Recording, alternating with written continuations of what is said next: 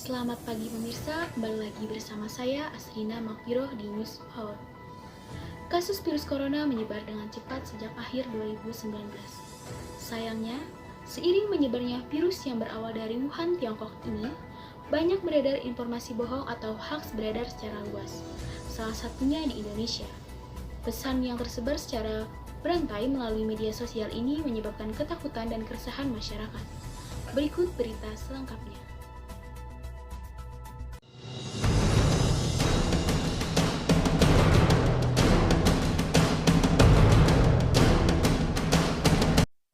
Informasi mengenai virus corona yang menyebar tidak terkendali melalui penyebaran berita bohong, baik melalui media sosial maupun pesan berantai.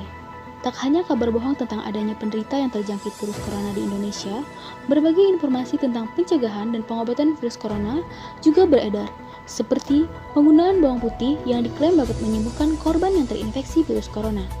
Dikutip dari situs kominfo.co.id, ahli vaksin dari Omni Hospital Pulomnas, Dr. Dirga Saktirambe menyebut, informasi yang menyebar melalui media sosial ini adalah hoax.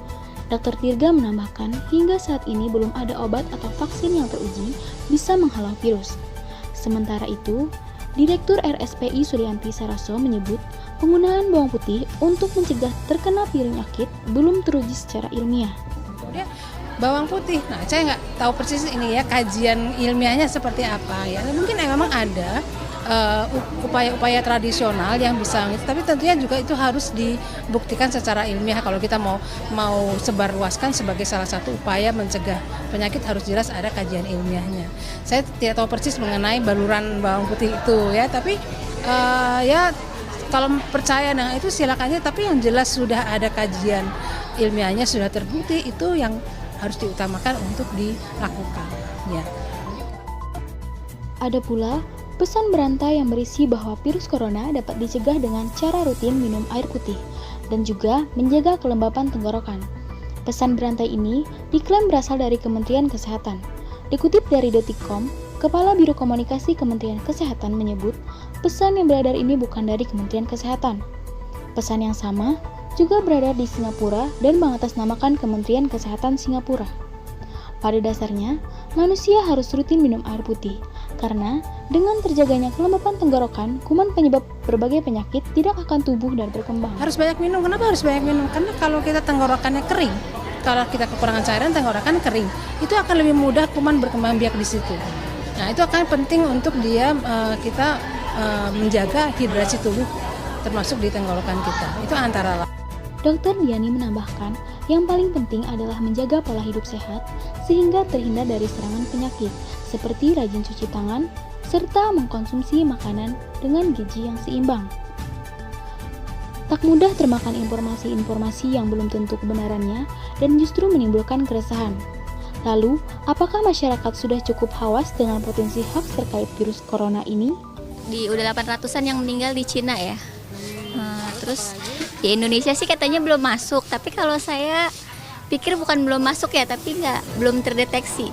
Itu kan karena corona dari Cina, ya, yang banyak beredar itu, wah nanti corona itu bisa menular dari HP Cina. Nah, apa bisa nular lewat tatapan mata? Emang bisa ngeluarin apa dari tatapan mata, Mbak? Masalah percaya kan kita bisa saring dulu apa yang mau kita percaya apa enggak. Nggak mungkin kita 100% nggak berpikir dulu langsung masuk aja kan. Masyarakat Anti Fitnah Indonesia atau Mafindo menyebut, info hoax biasanya diciptakan karena berbagai motif.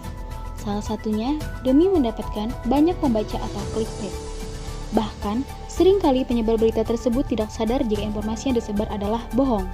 Paling banyak itu isu sudah ada pasien positif corona di Indonesia, satu.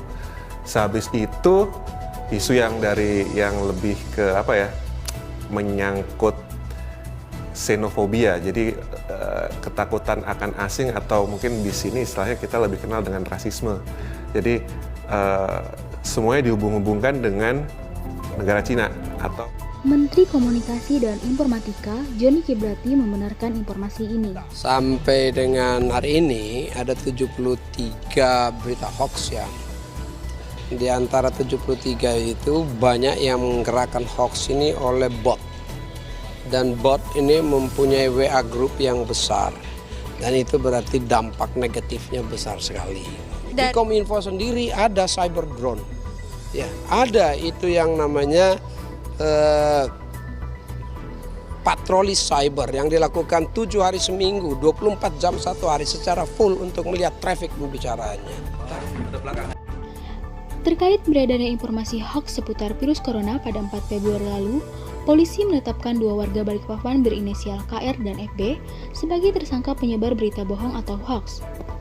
Keduanya mengunggah status di Facebook bahwa ada warga Balikpapan yang terkena virus corona. 2 tersangka ini telah ditahan dan dijerat pasal penyebaran berita bohong dengan ancaman kurungan penjara minimal 5 tahun. Menkominfo kembali mengingatkan, jika mengirimkan kabar tidak benar atau hoax, ganjarannya adalah penindakan hukum. Hal ini diatur dalam pasal 28 Undang-Undang Nomor 11 Tahun 2008 tentang ITE. Bagi pelanggarnya yang dapat dipidana penjara dan denda 1 miliar rupiah. Sementara itu, mendapatkan informasi yang dapat dipercaya terkait penyebaran virus corona, masyarakat dihimbau untuk membaca laman resmi pemerintah WHO atau media resmi yang sudah terverifikasi Dewan Pers dan diakui kredibilitasnya. Pemirsa, informasi tadi sekaligus menutup perjumpaan kita pada pagi hari ini. Saya Asrina Mahfiroh pamit undur diri. Terima kasih dan sampai jumpa.